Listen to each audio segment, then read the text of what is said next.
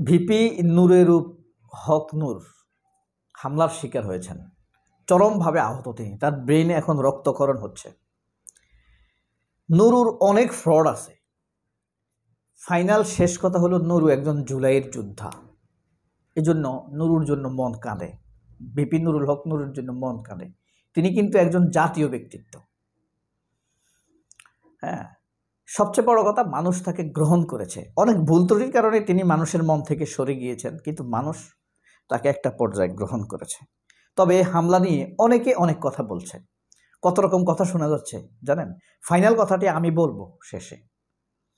1 নম্বর শোনা যাচ্ছে যে সেনাবাহিনীকে স্পষ্ট দেখা গেছে ভিপি নুরুর উপরে হামলা করেছে। এটাকে অনেকে বলছে সংঘর্ষ। সংঘর্ষ কি ভাই? 2 পক্ষ যখন মারামারি হয় সেটা হলো সংঘর্ষ, আর এক পক্ষ যখন মারে সেটা হলো আক্রমণ। তো এই আক্রমণ যখন প্রমাণিত হয়ে গেল, তখন বলছে কি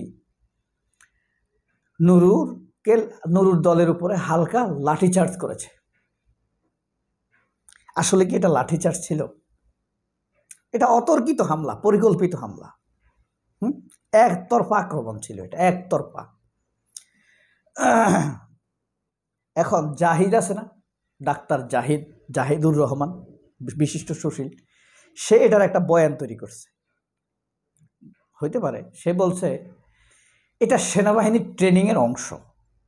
সেনাবাহিনী ডাইরেক্ট হামলা করে, এ কারণেই সেনাবাহিনী তো আর ইন্টারনাল সমস্যা সমাধানের জন্য তৈরি না, এই কারণে সময় বাঁচানোর জন্য সেনাবাহিনী অতর্কিত হামলা করেছে। এটা হলো জাহিদের কথা। এবং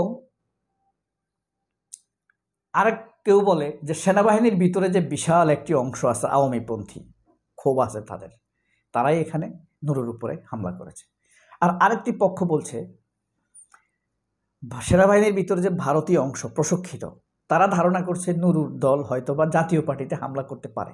জাতীয় পার্টির অফিস রক্ষা করার জন্যই সেনাবাহিনী এখানে গিয়েছে, আগাম নুরুর উপরে হামলা করেছে। কারণ জাতীয় পার্টি ভারতের একটি বৃহৎ শক্তি বাংলাদেশের ভিতরে, এবং আওয়ামী লীগকে ফেরাতে হবে জাতীয় পার্টির মাধ্যমে। তো জাতীয় পার্টিকে যদি টিকিয়ে রাখা না যায়, তাহলে আওয়ামী লীগকে ফিরানোর যে প্ল্যান সেটা ভণ্ডুল হয়ে যেতে পারে, ওয়াকারের প্ল্যান।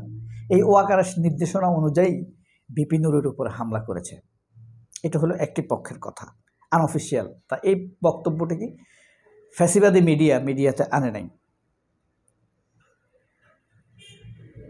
এখন আপনাদেরকে একটি প্রশ্ন করি, ধরেন তারেক রহমান দেশে আসলো, বিএনপির পল্টন কার্যালয়ের সামনে তারেক রহমানকে ধুবাইয়া পিটাইল সেনাবাহিনী, সাপোজ ধুমসে পিটাইছে, বিএনপি কি করবে? কিছু করার আছে? ভারতের কাছে বিচার দিবে?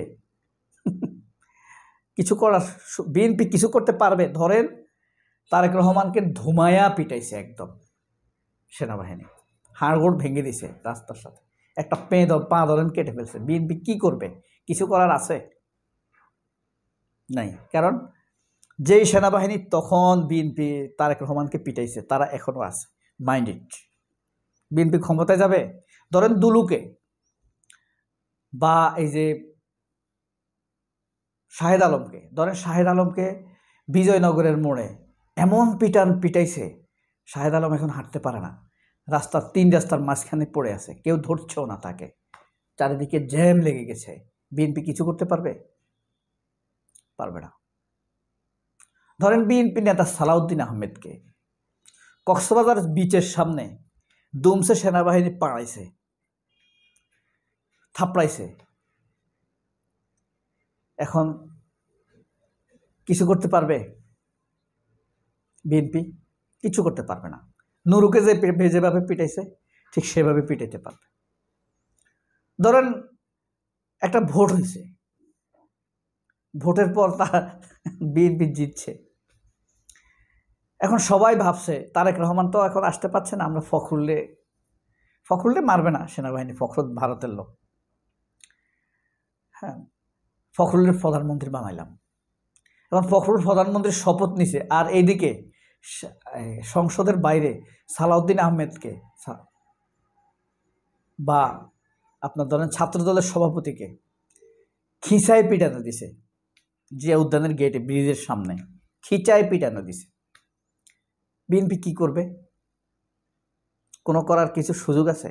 কোনো সুযোগ নাই, সে অ্যাবিলিটিই নাই বিএনপির। ধরেন সেই সংসদে জামায়াত 100টি আসন পাইছে, সেখান থেকে বের হওয়ার পর জামায়াতের যে সংসদীয় দলের নেতা হিসেবে শপথ নিয়েছে তাকে গুলি করে মেরে ফেলছে বিজয় সরণির মোড়ে সেনাবাহিনী, এভাবে কাছ থেকে গুলি করে মেরে ফেলেছে। জামাত কি করবে? ধরেন শিবিরের সভাপতিকে মেরে ফেলছে, কেন্দ্রীয় সদস্য 2 জনকে মেরে ফেলছে, শিবির কি করবে? কিছু করতে পারবে না। কারণ শেখ হাসিনার নির্দেশে আগে যারা মারত তারা এখনও আছে। আর এই মৃত্যুগুলোকে যেসব সাংবাদিকরা বৈধতা দিত সেই চ্যানেলগুলো এখনও আছে, সেই চ্যানেলের সেই সব ফ্যাসিবাদী সাংবাদিকরা এখনও আছে, তারা এই মৃত্যুকে বৈধতা দিয়ে দিবে। যাই হোক, এই যে আপনারা উত্তর দিবেন, এটা কি লাঠিচার্জ ছিল, নাকি দুই পক্ষের সংঘর্ষ ছিল, নাকি মব ছিল, নাকি লাঠিচার্জ ছিল, দুই পক্ষের সংঘর্ষ ছিল, নাকি সেনাবাহিনীর পুলিশের লাঠিচার্জ ছিল, নাকি প্রহার ছিল, একতরফা প্রহার, নাকি পরিকল্পিত ছিল? কিন্তু সেনাবাহিনী যে লিখিত আইএসপিআর যে লিখিত নোটিশ দিয়েছে, বলছে এখানে মব সৃষ্টি হয়েছে, মব সৃষ্টি হয়েছে। সেনাবাহিনীর এই লেখাটা কি সত্য? আপনারা লিখবেন যে নাকি এই পর্যন্ত 6 মিনিট 50 সেকেন্ড পর্যন্ত ভিডিওটা দেখেছেন, তাদের কাছে আমি মন্তব্যটা আশা করি। যারা 2 মিনিট 3 মিনিট দেখেছে তারা তো আসলে ভিডিওর মেইন ইয়েটা বুঝতে পারবে না।